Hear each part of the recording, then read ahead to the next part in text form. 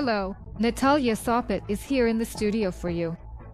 You're watching Our Time, and I'll tell you the main news at this hour right now.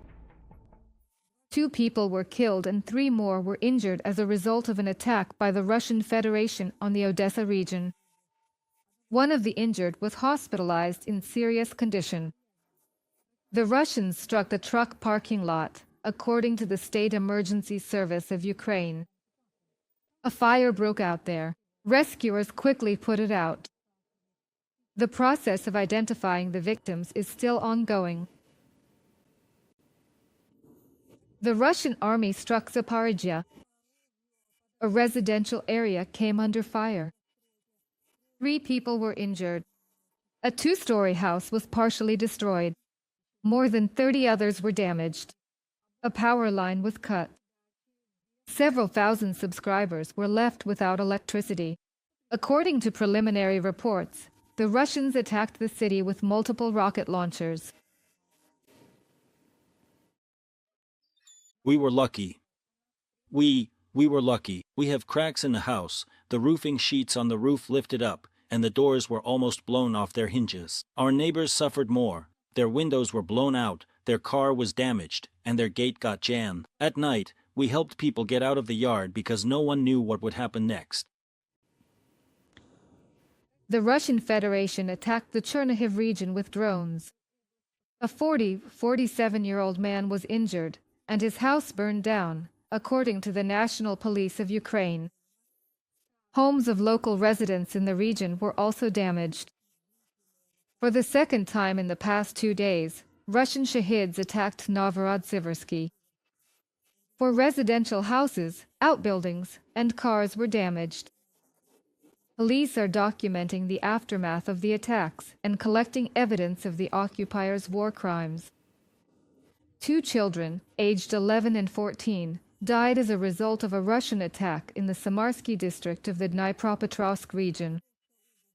The number of victims has risen to 4, according to the regional military administration. The day before, Russia carried out artillery strikes and launched FPV drones. The shelling continued throughout the night.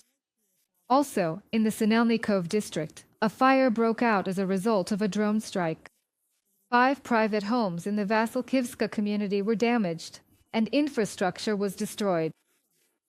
According to Air Defense Forces, 7 drones were shot down in the region overnight. Due to infrastructure damage and the security situation in the Dnipropetrovsk and Donetsk regions, the schedule of suburban trains has been changed. This was reported by Ukrzaliznytsia.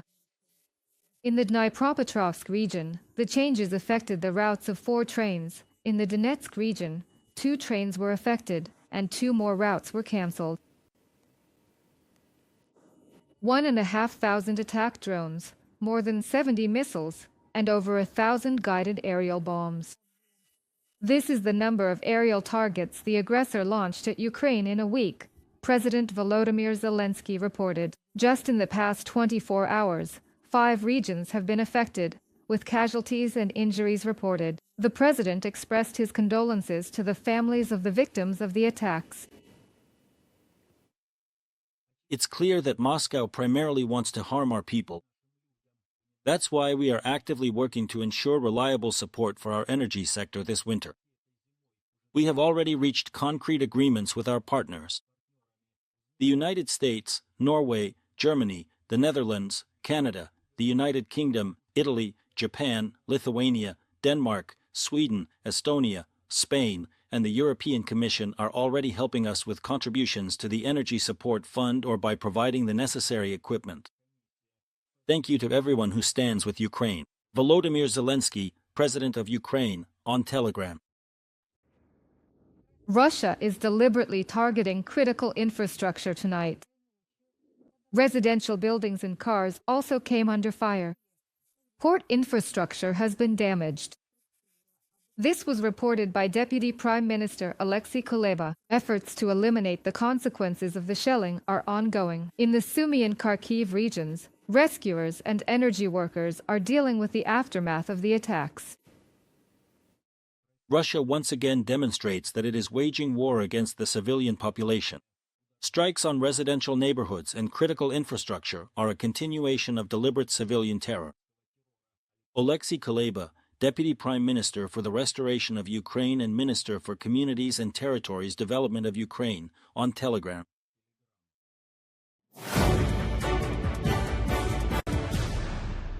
The Security Service of Ukraine, SBU, carried out a series of precise strikes in temporarily occupied territories. The SBU reported that concentrations of equipment and personnel used for logistics and the distribution of Russian forces were hit.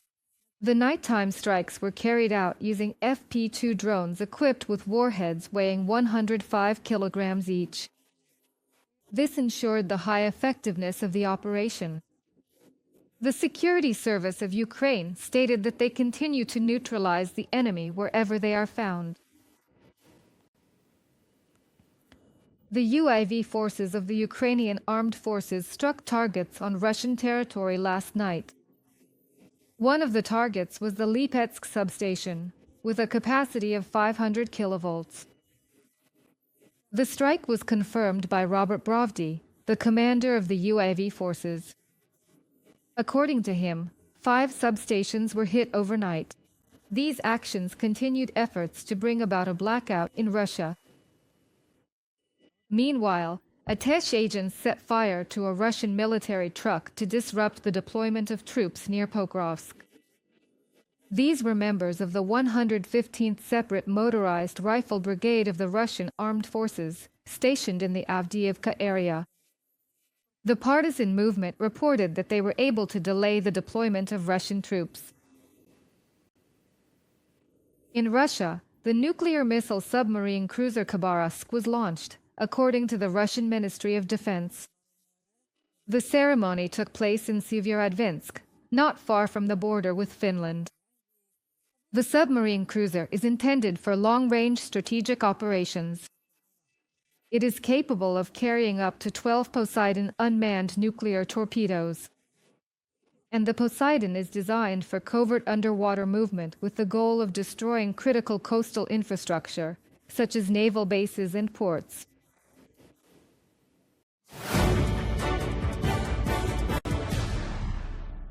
No exceptions. Donald Trump refused Viktor Orbán's request to exempt Hungary from American sanctions against Russian oil companies. Washington and Brussels have once again called on Budapest to stop importing Russian energy resources. Kristina Dombrovskaya will tell you more. The head of the White House confirmed the United States refused to make an exception for Budapest from the sanctions against Russian oil companies, the suppliers of fuel to Hungary. Prime Minister Viktor Orbán made this request to Donald Trump and was turned down. He asked for an exemption from the sanctions. We did not grant it. Budapest plans to allow backup fueling stations to operate in emergency situations. Analysts summarize that the Hungarian government is indeed concerned about the possible restriction of Russian oil supplies. The Hungarian government has published a draft law amending the law on the storage of imported crude oil and petroleum products, which would allow it to designate so-called reserve fueling stations to supply critically important consumers with fuel in the event of a supply emergency. From a Reuters publication. At the same time, Viktor Orbán is still hoping to persuade Donald Trump in person on November 7th to allow Hungary to continue buying Russian oil. As an argument, the head of the Hungarian government cited his country's heavy dependence on energy supplies via the Russian Druzhba pipeline. Orbán prefers not to recall that it was his government that made Hungary so dependent on Russia. I have to convince the Americans that, since they can't imagine what it's like for a country to have no access to the sea, we depend on the transport routes through which energy can reach Hungary. Mostly, these are pipelines. To respond quickly to threats from Russia, the European Union is creating a new system for rapid deployment of troops and equipment across the territories of member states, according to the Center for Countering Disinformation under the National Security and Defense Council of Ukraine. This will significantly reduce the time needed to transport military units, armored vehicles, and weapons between countries. At the same time, the key transit hubs will be Poland, Germany, Romania, the Netherlands, and the Baltic countries. This is not a bureaucratic initiative, but an operational integration of the EU and NATO's defense infrastructure. For the first time, the European Commission is taking on a coordinating role in military logistics, a field that was previously the exclusive domain of national governments. Andriy Kovalenko, head of the Center for Countering Disinformation at the National Security and Defense Council of Ukraine, on Telegram. European armed forces have stepped up preparations for joint defense amid NATO warnings that Russia could be capable of attacking the territory of bloc member states in the coming years, Reuters reports. Kristina Dombrovska for Freedom TV channel. Subscribe to UATV English and stay updated on the most important events, top news from Ukraine and all over the world, in-depth analysis, exclusive reports and interviews, all on hand in our channel. Join our community of viewers and stay tuned.